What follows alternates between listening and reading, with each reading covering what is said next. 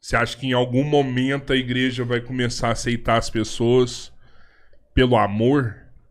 A igreja, enquanto mãe, ela nunca recusou pessoas, Rodrigão. Quem não aceita pessoas são pessoas. A igreja nunca recusou ninguém. A igreja nunca se levantou contra ninguém. A igreja, enquanto instituição, ela é mãe. Ela está para acolher, educar e ensinar o caminho que a instituição religiosa acredita ser moralmente um caminho a ser seguido. E isso faz parte da religião católica e isso é feito para católicos. O que é moral católica serve para católicos, não para protestantes, espíritas, budistas, hinduístas. A fé católica e a moral católica é para os católicos. Portanto, quem não é católico não tem que se ocupar daquilo que é próprio da igreja, a não ser que queira se converter. Então, quando diz a igreja vai acolher, a igreja nunca expulsou ninguém. Quem expulsa são pessoas. O que expulsa é a falsa moralidade que existe nas comunidades. O que expulsa é a vaidade daqueles que se sentem donos, daqueles que acham que podem mandar na comunidade. Ah, porque eu tô aqui, minha mãe, meu avô, meu tataravô, não tem nem poeira mais dos seus antepassados debaixo da terra. Você sobrevive com um sobrenome que já nem tem significado mais, mas acha que ainda manda na comunidade, porque o tataravô ajudou a comprar um tijolo. Então, quem expulsa pessoas são pessoas. Quem ama ou não ama, são pessoas. A igreja acolhe a todos, de forma igual. Não tem uma separação de não banco há nenhum ali, tipo de divisão, né? de O jeito banco nenhum. não tem nome. O que existe é um critério moral daquilo que deve ser cumprido por aqueles que são batizados e aquilo que não pode ser feito pelos batizados. Um critério moral, que não é nem dogmático e muito menos espiritual. São caminhos morais para que um cristão possa levar uma vida com maior retidão. Então, é errada essa ideia de que a igreja separa, a igreja divide. A igreja não. Quem separa e divide somos nós. Quem possui ego somos nós. Mas o senhor acha que essa questão moral ela pode mudar com o tempo? Eu acredito sim. Talvez a gente não assista isso, mas eu acredito que nós vamos caminhar para uma igreja. O Papa Francisco tem insistido muito nisso. Muito. Né, dando continuidade, inclusive, ao trabalho iniciado pelo Papa Bento XVI. Sim, sim. Ele dá continuidade a essa unidade, essa unificação entre as pessoas e o respeito pela dignidade humana. Nós estamos falando de seres humanos. Nós estamos falando de igualdade, cara. Nós não estamos falando de hierarquia, nós não estamos falando de trabalho. Nós não estamos falando do que você faz ou deixa de fazer. Nós estamos falando de uma humanidade que foi criada por Deus para ser imagem e semelhança dele. Imagem, reflexo, semelhança, sêmen, potencialidade. Todos nós temos dentro de nós a potência de sermos sagrados. Agora, cada um de nós cultiva a semente da maneira que achar melhor. Cara, falando de semente, e aí você falou aí que, assim, não é uma escolha, mas cada um pode seguir o caminho que quer, né? E a menos que ele queira... Às vezes, por exemplo, a pessoa não é batizada de uma outra religião e vai pra lá e quer ser um cristão, um católico. Cara, eu tenho visto a juventude hoje quase que sem caminho religioso mais. Eles não se apegam muito a isso. E parece que não foi ensinado desde criança. E eu vejo um resultado final terrível, que você vê um monte de jovens aí de 13, 14 anos com depressão, suicidando. E eu não sei se eu estou enganado, mas isso para mim é quase que só falta de Deus. Eu não consigo enxergar, sabe? É como, a internet faz a pessoa ficar acelerada e dependente e tudo mais. Pode ser tudo isso. Mas pra mim ainda é a falta de Deus, sabe? Agora que eu vou abrir um parênteses e não é o padre quem está falando. Quem vai falar agora é o psicanalista. Uhum. Jamais a depressão é falta de Deus. Jamais. A depressão é uma doença. Sim. Diabetes não é falta de Deus. Mas Deus é uma cura para isso.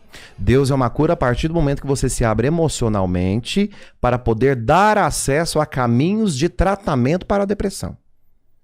Então, é estupidez da gente achar que a religião vai curar as pessoas se não houver uma abertura física, emocional, psíquica.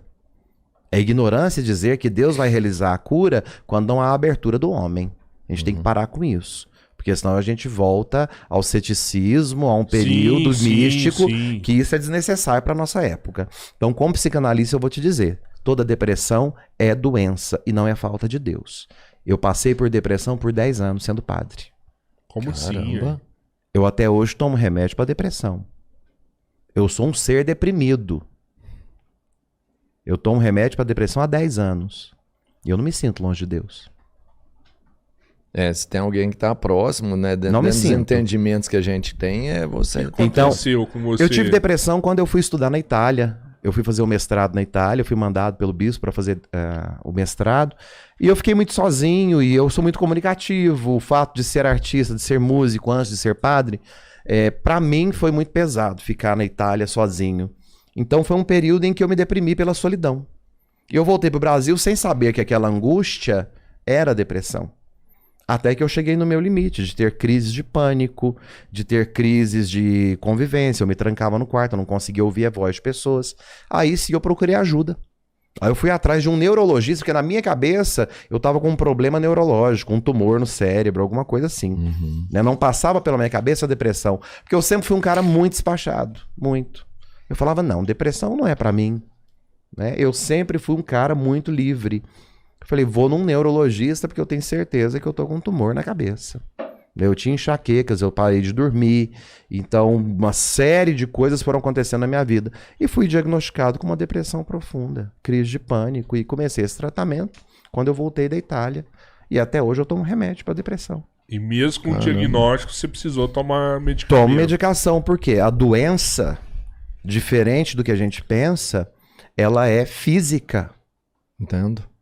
Então, muitas coisas, hoje, o meu organismo precisa de reposição química, porque ele já não produz mais. Isso acontece com todas as pessoas que têm depressão. E eu quero aproveitar esse canal para fazer esse apelo para as pessoas que são deprimidas. Porque muita gente acha que ir à missa vai curar a depressão. Não vai. Não vai. A depressão é uma doença física.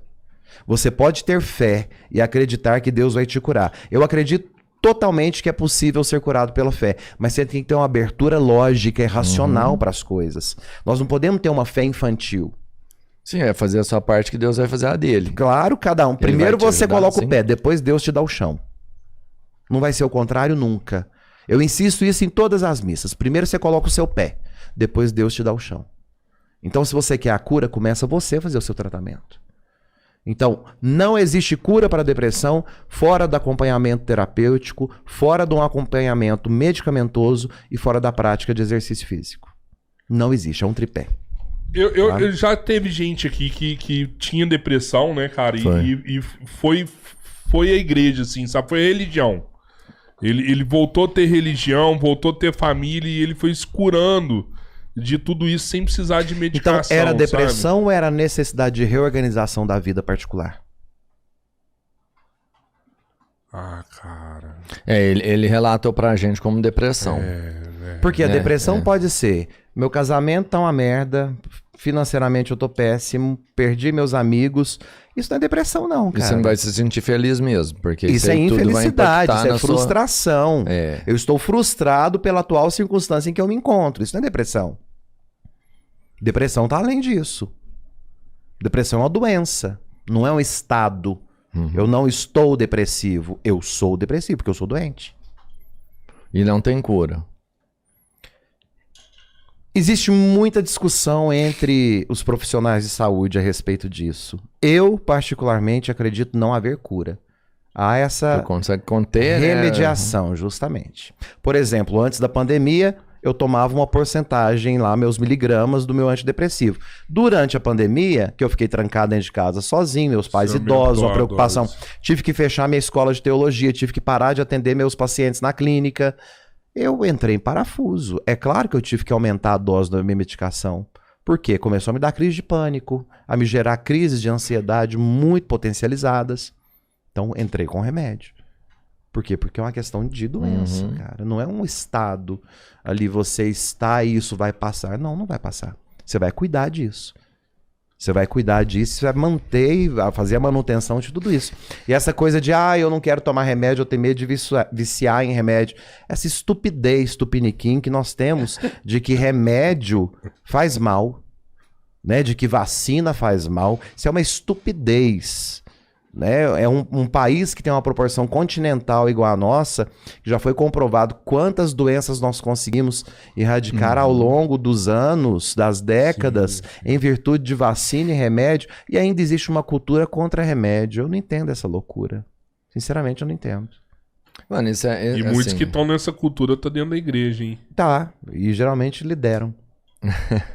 Porque o problema dos estúpidos não é que eles são inteligentes, é que eles são muitos. Então eles conseguem mais couro.